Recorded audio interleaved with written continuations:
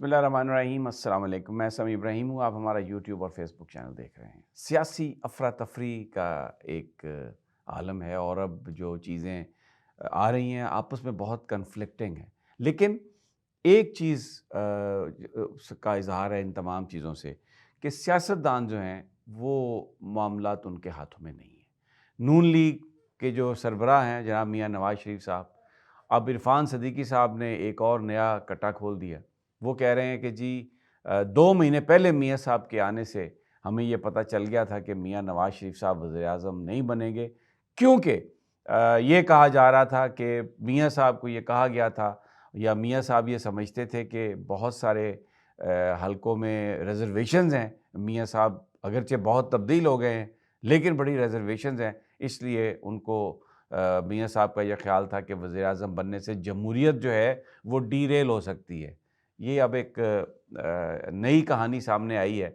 کہ جب قبولیت نہیں ہوئی اور مائنس نواز شریف ہو گیا تو اب ان کے جو رتن ہیں وہ یہ اس طرح کی گفتگو کر رہے ہیں کہ جیسے یہ میاں صاحب نے کو بہت بڑی قربانی دی ہے کہ میں وزیر اعظم اگر بن گیا تو یہ جمہوریت ڈیریل ہو سکتی ہے، کیونکہ میرے بارے میں لوگوں کو ریزرویشنز ہیں، اس لیے میاں صاحب نے فیصلہ کیا کہ وہ وزیر اعظم نہیں بنیں گے۔ غلط ہے، ٹوٹل ذرائع ہمیں بتا رہے ہیں میاں نواز شریف واز ٹولڈ کہ آپ وزیر اعظم نہیں بن سکتے، اور ان کے پاس کوئی چوائس نہیں تھی سوائے اس کے کہ وہ مریم نواز کی وزارت اعلیٰ کے لیے پھر تگ و دو کرتے، اور وہاں پر انہوں نے وہ تگ و دو کی۔ اور دوسری جانب آپ نے دیکھ لیا کہ جو وزارت عظمیٰ ہے، فیصلہ کرتے ہیں شہباز شریف صاحب اور واپس ہو جاتا ہے، ارسا کا چیئرمین لگایا واپس ہو گیا، اقتصادی کمیٹی کا چیئرمین خود بنے وہ واپس ہو گیا، پوسٹنگز ٹرانسفرز میں بھی ان کے جو معاملات ہیں ان کے ہاتھ میں نہیں ہے، کابینہ کے اندر جو لوگ جو عہدے تفویض کیے گئے ہیں اس پر بھی ان کا اختیار نہیں ہے۔ تو یہ ایک ان کا ایک کمپرومائز ہے، اپنے آپ کو انہوں نے مائنس کر کے جس طریقے سے وہ آئے ہیں، لیکن ان کے جو حمایتی جرنلسٹ ہیں وہ جس انداز میں چیزوں کو چلا رہے ہیں اس سے، اور جو نروسنس اور puzzledness on the part of the P M L N leadership ہے، وہ یہ بتا رہی ہے کہ یہ کوئی کہانی، یہ گاڑی کوئی زیادہ عرصے تک نہیں چلنی۔ لیکن عرفان صدیقی صاحب جو ہیں وہ انہوں نے پہلے جھوٹ بولا، وہ عمران خان کے جو پیسے ہیں یعنی جیل میں جو خوراک ہے اس کے حوالے سے، اور بڑا ایک ایسا ایک تاثر دینے کی کوشش کی اپنی گفتگو میں کہ جیسے یہ عمران خان کا جو کھانا ہے وہ ایک بڑا بوجھ ہے اور وہ بڑا لیوش کھانا۔ لیکن میں نے کل بتایا تھا کہ جو بی کلاس کے قیدی ہیں جیسے عمران خان صاحب کا سٹیٹس ہے، وہ ہر ہفتے پیسے جمع کرواتے ہیں اور ان کے پیسوں سے ساری پرچیز کی جاتی ہے جو ان کی ضروریات کی چیزیں ہیں، جس میں کھانا بھی شامل ہے۔ اور جو بناتا ہے میں آپ کو بتا چکا ہوں کہ وہ ایک کوئی خاص کوک نہیں ہے، وہ ایک جیل کا قیدی ہے، اچھا کھانا بناتا ہے لیکن وہ ایک جیل کا قیدی ہے۔ اب وہ کہہ رہے ہیں جی یہ جمہوریت کو ڈی ریل ہونے سے بچانے کے لیے میاں نواز شریف صاحب نے قربانی دی۔ اب ان کو تو یہ بھی بتا دیا گیا کہ یہ جو آپ پنجاب حکومت کی جو اجلاسوں کی صدارت کرتے ہیں، ڈونٹ ڈو دیٹ، اگر بہتر ہوگا کہ آپ اپنے آپ کو علیحدہ رکھیں، اور وہ علاج کروانے اور پھر اس کے بعد لندن وہ جا رہے ہیں عمرے کے بعد، تو دیٹ از سیٹلڈ۔ دوسرا یہ بات بالکل اب جو نون لیگی ہے انہوں نے ماننا شروع کر دیا کہ مریم نواز صاحبہ کا جو معاملہ تھا ایچ ایس این کالج میں، اس کی وجہ سے پرنسپل صاحب کو نکالا ہے، اور ایک بڑی بری گھٹیا کیمپین پرنسپل صاحب کے حوالے سے شروع کر دی گئی ہے کہ جی وہ تو 1 سال پہلے استعفیٰ دے دیا تھا انہوں نے، اور پھر جناب ان کی تنخواہ اتنی تھی تو اس لیے انویسٹیگیشن شروع ہو گئی، اور وہ اب ان کو اپنی تنخواہ سے وہ بچانے کے لیے انہوں نے یہ سب کچھ کیا۔ یہ سب وہی جو گندا ایک ذہن ہے ایک پٹوار کا، اسی حساب سے یہ پروپیگنڈا اور یہ سارا کچھ اس طرح شروع کیا گیا۔ لیکن در حقیقت جو نون لیگ کے عظمیٰ بخاری نے ایک پروگرام میں یہ کہا، انہوں نے منصور علی خان کے ساتھ گفتگو میں یہ بات کی ہے کہ جو پرنسپل جو ہم تو جواب نہیں دے سکتے تھے، اور ایک کیمپین چلائی گئی مریم نواز کے بارے میں کہ جی جو بچے ہیں اور ان کے والدین جو ہیں وہ مریم نواز کو نہیں آنے دینا چاہتے، اور اس لیے وہ جو چیف گیسٹ جا رہی تھی کنووکیشن میں اس کو کینسل کر دیا گیا۔ تو وہ یہ ملبہ ڈال رہی تھی پرنسپل پر،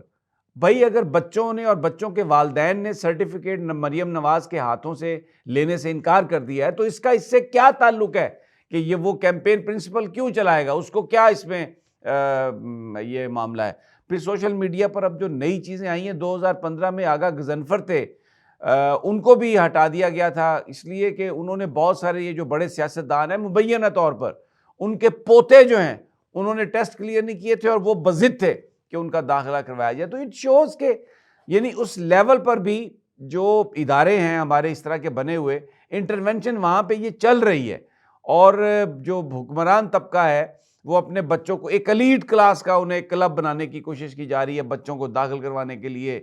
اب احد چیمہ مجھے بتائیے، کل بھی ہم نے بات کی تھی، کوئی غریب آدمی ہے، ان کو کوئی تھوڑی شرم نہیں آتی؟ ان کو اربوں روپے کروڑوں روپے انہوں نے کھا لیے اور یہاں پر یہ بچوں کی فیسیں نہیں دیتے آ کے، اور فیسیں معاف کروانے کی کوشش کرتے ہیں۔ ایک انتہائی گھٹیا